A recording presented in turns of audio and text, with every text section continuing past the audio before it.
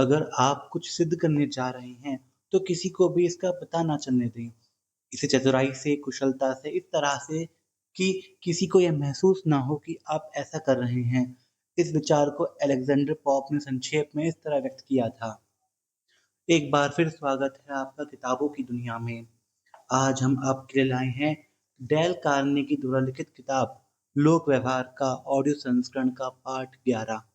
यदि आपने अभी तक हमारी पुरानी वीडियोस नहीं देखी हैं, तो आप आई बटन पर क्लिक करके उन्हें देख सकते हैं।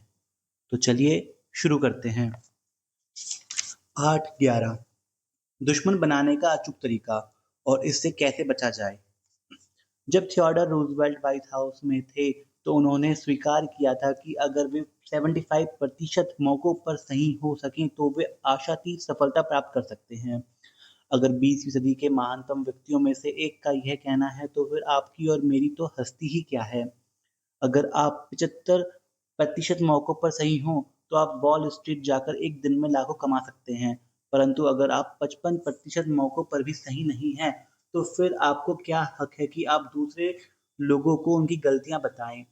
शब्दों से ही नहीं, बल्कि नजरों से या आवाज के लहजे से या अपने हाव भाव से भी आप लोगों को बता सकते हैं कि वे गलत हैं। और अगर आप उनकी गलती बताते हैं, तो क्या वे आपसे सहमत हो जाते हैं? कभी नहीं। इसलिए क्योंकि अब आपने उनकी बुद्धिमानी, गर्व और आत्मसम्मान पर सीधे चोट की है। इससे होगा कि वे पलटकर आप पर वार करना चाहेंगे, परंतु इसकी वजह से वे अपनी सोच को कभी नहीं बदलेंगे। आप चाहे प्लूटो या इमैनुअल कांट के पूरे तर्कों से भी उन पर हमला बोल दें, तो भी वे अपने विचार नहीं बदलेंगे, क्योंकि आपने उनकी भावनाओं को ठेस पहुंचाई है। इस तरह से अपनी बात कभी शुरू ना करें। मैं आपके सामने अमुक बात सिद्ध करने जा रहा हूँ, यह गलत शुरुआत है। दूसरे शब्दों में आप सामने वाले को यह बता रहे हैं, मैं आपसे ज़्यादा स्मार्ट हूँ, ज़्यादा बुद्धिमान हूँ। मैं आपको एक दो ऐसी बातें बताने जा रहा हूँ, जिनसे आप अपने विचार बदल लेंगे। यह एक चुनौती है। इससे विरोध उत्पन्न होता है और इससे श्रोता आपके कुछ कहने से पहले ही आपसे युद्ध करने के लिए तत्पर हो जाता है। अच्छी से अच्छी परिस्थितियों में भी लोगों की सोच या उनकी विचारधारा को बदलने कठिन होता है। तो इसे और मुश्किल क्यों बनाया जाए? अपने आप को कमज़ोर क्यों बनाया जाए? अगर आप कुछ सिद्ध करने जा रहे हैं, तो किसी को भी इसका पता ना चलने दें। इसे चतुराई से, कुशलता से इस तरह करें कि किसी को यह महसूस ना हो कि आप ऐसा कर रहे हैं। इस विचार को अलेक्जेंडर पोप ने संक्षेप में इस तरह व्यक्त किया था।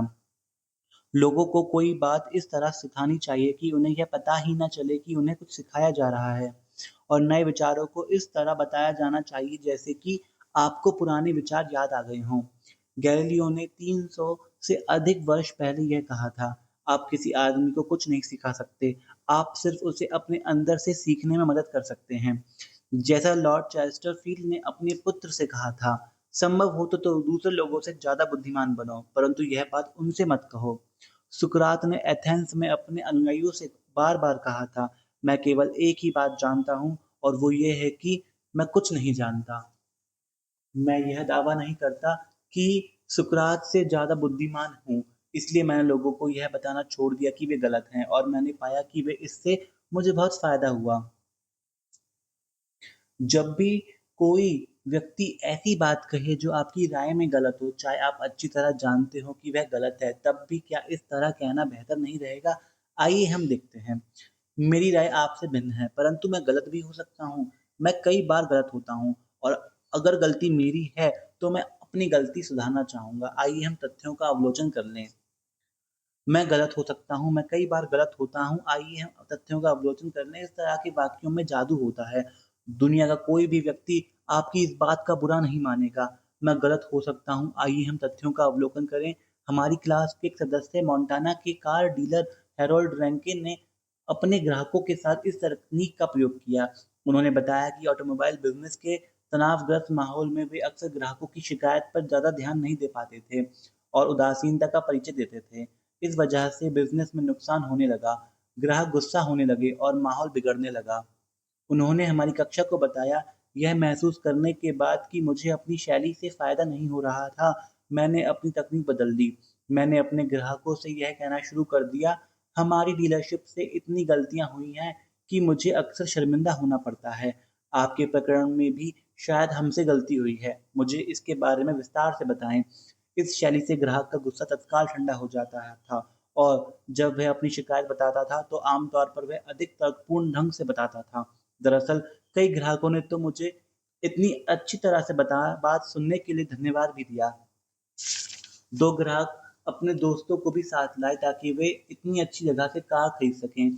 आज के प्रतियोगिता वाले समय में हमें इस तरह के ग्राहकों की ज़रूरत है और मुझे विश्वास है कि अगर हम ग्राहकों के विचारों के प्रति सम्मान दिखाएं और उनके साथ कूटनीति व शिष्टता का व्यवहार करें, तो हम अपने प्रतियोगियों से आगे निकल सकते हैं। अगर आप यह पहले ही मान लें कि आप गलत हो सकते हैं, तो आप कभी मुश्किल में नहीं पड़ेंगे।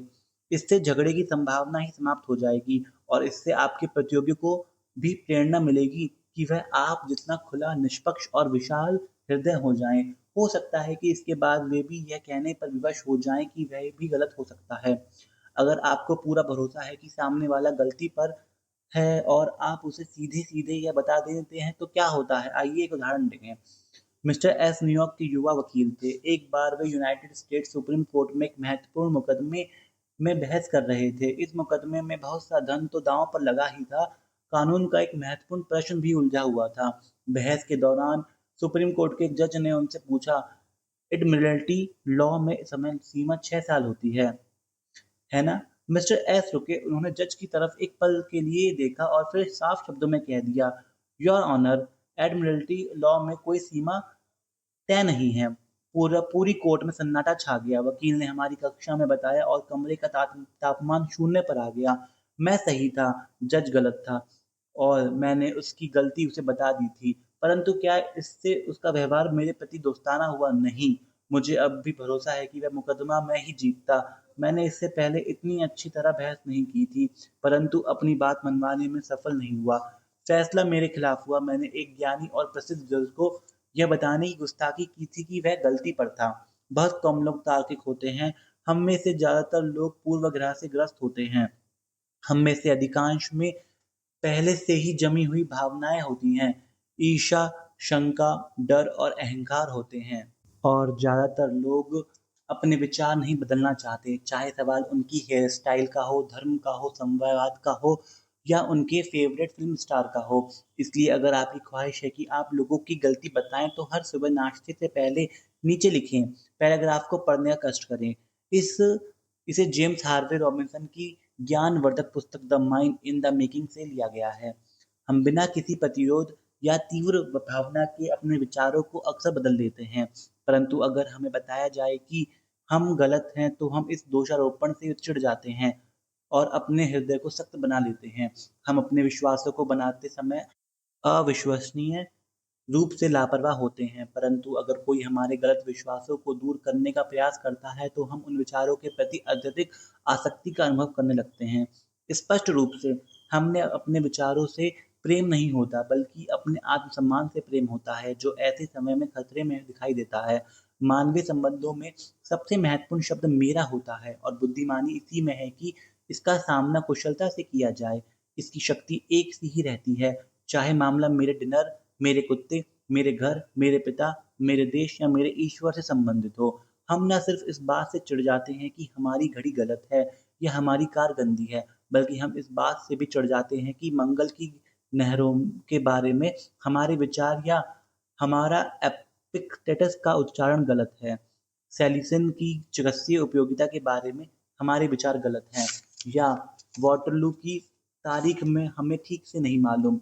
हम यह विश्वास करते रहना चाहते हैं कि हमें जिस सच मानते हैं वही सच है और जब हमारी मान्यताओं पर शंका की जाती है तो हम उत्तेजित हो जाते हैं और हम इससे चिपके रहने के लिए इस तरह के बहाने खोजने लगते हैं। परिणाम यह होता है कि हमारी तथाकथित तर्क करने की शक्ति अपनी वर्तमान मान्यताओं के लिए तर्क खोजने में जुट जाती है।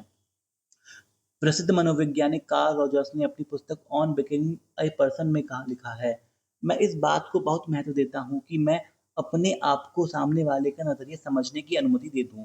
मैंने पिछले वाक्य को जिस तरह से कहा है वह आपको अजीब लगेगा। क्यों? क्या दूसरे को समझने के लिए हमें खुद को अनुमति देनी होती है? मुझे लगता है कि यही सच है। अधिकांश बातों के बारे में हमारी पहली प्रतिक्रिया मूल्यांकन या निष्कर्ष की होती है और हम समझाने की मेहनत ही नहीं करते। जब कोई व्यक्ति किसी भावना, विचार या विश्वास को व्यक्त करता है, तो हमारी प्रवृत्ति तत्काल ये महसूस करने की होती है, यह सही बात है, यह मूर्खतापूर्ण है, यह असामान्य है, यह अतार्किक है, यह गलत है, यह उचित नहीं है। कभी-कभार ही हम अपने आप को इस बात की अनुमति देते हैं कि हम सामने वाले को पूरी तरह से समझने की कोशिश करें। यह जान लें कि सामने वाले का नज़रिया क्या है। मैंने एक बार एक इंटीरियर डेकोरेटर से अपने घर के लिए नए पर्दों की सजावट करवाई। जब बिल आया तो मुझे ज़ोर का झटका लगा। कुछ दिनों बाद मेरी एक दोस्त आई और उसने हम कमरे में लगे नए पर्दों को देखा। जब उसे कीमत पता चली तो उसने कहा, "अच्छा! इतने महँगे? मुझे लगता है कि दुकानदार ने तुम्हें लूट लिया है।" क्या ये सच था? हाँ, उसने मुझे सच्चाई बताई थी, परंतु बहुत कम लोग ये स्वीकार कर सकते हैं कि वे इस तरह बेवकूफ़ बने हैं। इसलिए इंसान होने के नाते मैंने खुद का बचाव करना शुरू कर दिया। मैंने उससे कहा कि अच्छी क्वालिटी का सामान महँगा ही आता है और कलात्मक या सुंदर या अच्छा सामान फुटपाथ पर नहीं मिलता, इत्यादि। अगले दिन मेरी एक और मित्र आई और उसने पर्दों की दिल खोलकर तारीफ़ की। उसने उत्साह भरे स्वर में कहा, "काश मैं भी अपने घर में इतने सुंदर पर्दे लगा पाती।" मेरी प्रतिक्रिया पूरी तरह अलग थी। सच कहूँ तो मुझे लगता ही कि मैंने इनकी कुछ ज़्यादा ही कीमत दे दी है। इन्हें खरीदकर अब मैं पछता रहा हूँ। जब हम गलत होते हैं, तो हम मन में अपनी गलती मान सकते हैं। यही नहीं, अगर सामने वाला समझदारी और कूटनीति से काम ले, तो उसके सामने भी अपनी गलती मान सकते हैं और अपने खुलेपन और उदारता पर गर्व कर सकते हैं, परंतु तब नहीं जब दूसरा इस बात पर हमारा गिरेबान पकड़ ले। हॉरेस ग्रीले सिविल वॉर के दौरान अमेरिका के सर्वाधिक प्रसिद्ध संवादक थे। वे लिंकन की नीतियों से बुरी तरह असहमत थे। उनका विश्वास था कि वे बहस, उपहास और अपमान का अभियान चलाकर लिंकन को अपने पक्ष में सहमत कर लेंगे। उनका यह कटु अभियान महीने दर महीने, साल दर साल चला। दरअसल उन्होंने उस रात को भी लिंकन पर एक क्रूर, कटु, आलोचनात्मक और व्यक्तिगत आघात पहुंचाने वाला संपादकीय लिखा था, जिस रात को बूथ ने लिंकन पर गोलियां चलाई थी। परंतु क्या इतनी कटुता के बाद भी लिंकन ग्रीले से सहमत हुए? कतई नहीं। उपहास और अपमान कभी किसी को सहमत नहीं करा सकते। अगर आप लोगों के साथ अपने संबंध सुधारने के बारे में उत्तम सुझाव चाहते हैं, तो अगर आप अपने व्यक्तिगत को निखारना चाहते हैं, तो आप बेंजामिन फ्रैंकलिन की आत्मकथा अवश्य पढ़ें। यह अमेरिका साहित्य में अमर पुस्तक है और यह सबसे आकर्षक जीवनियों में से एक है। बेन फ्रैंकलिन बताते हैं कि उन्होंने अपनी बहस करने की आदत पर कैसे काबू पाया और किस तरह उन्होंने अपने आप को अमेरिकी इतिहास के सर्वाधिक योग्य, सौम्य और कूटनीतिक मनुष्य में से एक बनाया। अपनी जवानी में बैन इतनी बहस किया करते थे कि पुराना क्वेकर दोस्त उन्हें एक तरफ ले गया और उन पर सच्चाई के कोड़े बरसाना शुरू कर दिया। दोस्त ने उनसे कहा, बैन तुम्हारा कुछ नहीं हो सकता।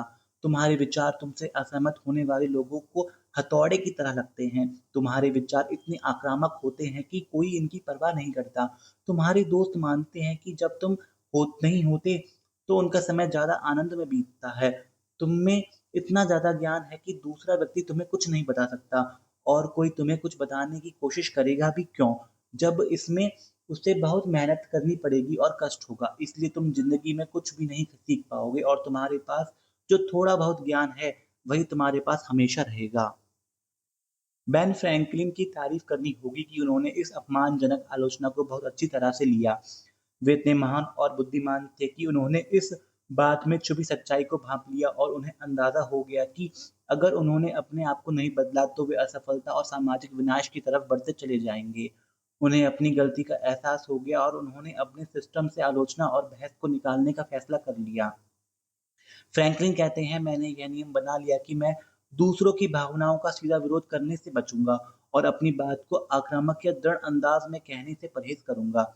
मैंने यह फैसला किया कि अपनी भाषा से वैचारिक हठ धर्मिता दर्शाने वाले सभी शब्द, जैसे निश्चित रूप से, निसंदेह इत्यादि, को हटा दूंगा। इनके बजाय मैंने इस तरह के वाक्य बोलने का फैसला किया, मुझे लगता है या मैं समझता हूँ कि यह मामला इस तरह का है, या मुझे इस समय ऐसा लग रहा है कि यह पहली नज़र में इस तरह दिखता है। जब कोई व्यक्ति ऐसे कोई शब्द या ऐसी कोई बात कहता है कि वह गलती थी, तो भी उसका तत्काल विरोध करने का आनंद त्याग देता है।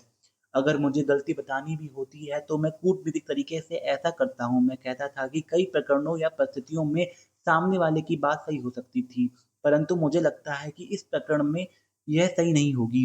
मुझे शैली बदलने का फ़ायदा हुआ। अब मेरी चर्चाएँ अधिक सुखद होने लगीं। चूँकि मैं विनम्र तरीके से अपने विचार रखता था, इसलिए लोग मेरे विचारों से खुशी-खुशी सहमत होने लगे। अगर मैं गलत भी साबित होता था, तो भी मैं अब मुझे कम अपमान झेलना पड़ता था और जब मैं सही होता था, तो मेरे विरोधी भी अपनी गलती मानकर मेरी बात मान लेते थे। शुरुआत में इस तकनीक का प्रयोग करने में मुझे अपनी स्वाभाविक इच्छाओं को दबाना पड़ा था, परंतु बाद में यह तकनीक इतनी सहज हो गई और मुझे इसकी इतनी आदत हो गई कि शायद पिछले 50 वर्षों में किसी भी इंसान ने मेरे मुँह से कभी कोई धर्मी वाक्य नहीं सुना होगा। और इस आदत की वजह से मुझे लगता है कि मैं अपने साथी नागरिकों में इतना लोकप्रिय हो गया कि जब भी मैं किसी नई संस्था का प्रस्ताव रखता था या पुरानी संस्था में किसी बदलाव का प्रस्ताव रखता था, तो लोग मेरी बात मान लेते थे। मुझे राजनीति में भी इतनी ज़्यादा सफलता इसलिए मिली, हालाँकि मैं एक खराब वक्ता था, मुझे बोलने की कला नहीं थी, मेरे शब्दों का चयन ठीक नहीं था, मेरी भाषा तो अच्छी ही नहीं थी, परंतु इस सब के बावजूद मैं अक्सर अपनी बात मनवा लेता था। क्या ब्रायन फ्रैंकलिन का तरीका बिज़नेस में भी काम आ सकता था? आइए हम 2 उदाहरण देखते हैं। नॉर्थ कैरोलिना के किंग्स माउंटेन में रहने वाली कैथरीन ए. अल्फ्रेड एक यौन प्रोसेसिंग प्लांट में इंडस्ट्रियल इंजीनियरिंग सुपरवाइजर हैं। उन्होंने हमारी क्लास को बताया कि किस तरह उन्होंने हमारी ट्रेनिंग लेने के पहले और बाद में एक संवेदनशील समस्या का सामना किया। मेरी एक जिम्मेदारी यह है कि मैं हमारे ऑपरेटर्स के लिए प्रोत्साहन और स्तरीयता को बनाए रखूं ताकि हम अधिक यौन का उत्पादन करने अधिक धन कमा सकें। हमारे द्वारा काम में लाया जा रहा सिस्टम तब तक तो ठीक चल रहा था जब हमारे पास केवल 2 या 3 ही तरह के यान थे, परंतु हाल ही में हमने अपनी रेंज बढ़ा ली, जिस वजह से हमें 12 अलग-अलग किस्म के यान में काम करना पड़ा। जिस तरह का काम हो रहा था, हम अपने ऑपरेटर को उतना अच्छा भुगतान नहीं कर पा रहे थे और उत्पादन बढ़ाने के लिए उन्हें प्रोत्साहित नहीं कर पा रहे थे। मैंने एक नया सिस्टम लागू करने की योजना बनाई, जिससे हम ऑपरेटर को यौन की उस श्रेणी के हिसाब से भुगतान करें जिस पर वह वर्तमान में काम कर रहा था। नई योजना को हाथ में लिए मैं मीटिंग में गई। मैं मैनेजमेंट के सामने यह सिद्ध कर देना चाहती थी कि मेरी योजना ही वर्तमान स्थिति में सही तरीका है। मैंने उन्हें विस्तार से बताया कि वे किस तरह गलत थे और यह भी बताया कि वे कहाँ पक्षपात कर रहे थे और किस तरह मेरी योजना उनकी गलतियों और भेदभाव को दूर कर सकती है। परंतु मैं बुरी तरह नाकामयाब हुई। नई योजना पर अपनी स्थिति के बचाव में मैं इतनी अधिक व्यस्त हो गई कि मैंने उनके लिए पुरानी योजना से को बड़ी जुड़ी समस्याओं को स्वीकार करने के लिए कोई जगह नहीं छोड़ी थी। मामला आया गया हो गया। इस कोर्स में कई सत्र गुजारने के बाद मैंने महसूस किया कि मुझसे कहाँ गलती हुई थी। मैंने एक और मीटिंग बुलाई और इस बारे में मैंने उनसे पूछा कि उनकी नज़र में समस्याएं कहाँ आ रही हैं। हमने हर बिंदु पर विचार विमर्श किया और मैंने उनकी राय पूछी। इसे हल करने का सर्वश्रेष्ठ तरीका क्या हो सकता है? उचित समय पर विनम्रता से मैंने बीच-बीच में उन्हें कुछ सुझाव दिए, परंतु मैंने उन्हें सिस्टम को खुद विकसित करने दिया। मीटिंग के अंत में मैंने अपनी योजना प्रस्तुत की, तो उन्होंने उत्साह से स्वीकार किया। मुझे अब पूरा विश्वास हो चुका है कि अगर आप किसी व्यक्ति को सीधे यह बता देते हैं कि वह गलत है, तो इससे कोई लाभ नहीं होता, बल्कि काफ़ी नुकसान होने का अंदेशा रहता है। इस तरह आप सिर्फ उस व्यक्ति के स्वाभिमान को चोट पहुँचाते हैं और अपने आप को बुरा बना लेते हैं। इसी एक उदाहरण से थोड़ी-सी व्यवहार कुशलता से और सामने वाले की गलती न बताने के संकल्प से न सिर्फ हमारी कंपनी को आर्थिक लाभ हुआ बल्कि सद्भावना भी मिली, जो अनमोल थी। मार्टिन लूथर किंग से जब पूछा गया कि वे शांति के पक्षधर होने के बावजूद देश के सबसे बड़े अश्वेत अफसर air force general Daniel चैपी James के प्रशंसक क्यों हैं, तो उन्होंने जवाब दिया, मैं लोगों को उनके सिद्धांतों के तराजू पर तोलता हूँ, अपने सिद्धांतों के तराजू पर नहीं। इसी तरह जनरल रॉबर्ट ई ली ने एक बार कॉन्डेर्फी के प्रेसिडेंट जेफरसन डेविस के सामने अपने एक अधीनस्थ ऑफिसर की बहुत तारीफ की। बगल में ही खड़ा एक ऑफिसर इस बात पर भौचक्का रह गया। उसने कहा, जनरल, क्या आप नहीं जानते कि आप जिसकी तारीफ कर रहे हैं वह आपके बारे में शत्रुतापूर्ण विचार रखता है और आपकी बुराई करने का कोई मौका नहीं छोड़ता। जनरल ली ने कहा, मैं जानता हूँ, परंतु प्रेसिडेंट ने उसके बारे में मेरे विचार पूछे थे, मेरे बारे में उसके विचार नहीं। मैं इस अध्याय में कोई नई बात नहीं बता रहा हूँ। 2000 साल पहले ईसा मसीह ने कहा था, अपने विरोधियों से तत्काल सहमत हो जाओ। ईसा मसीह के पैदा होने के 2200 साल पहले मिस्र के सम्राट अक्तोई ने अपने पुत्र को यह समझदारी पूर्ण सीख दी थी कि कूटनीतिक बनो, इससे लोग तुम्हारी बात मानेंगे और तुम्हें बहुत फायदा होगा। दूसरे शब्दों में अपने ग्राहक, अपनी पत्नी या अपने विरोधी से बहस ना करें। उन्हें यह ना बताएं कि वे गलत हैं, बस थोड़ी सी कूटनीति का प्रयोग करें। और यहीं पर पाठ 11 समाप्त होता है। इस पाठ का सिद्धांत है, दूसरे व्यक्ति के विचार के प्रति सम्मान दिखाएं। यह कभी ना कहें कि वह गलत है।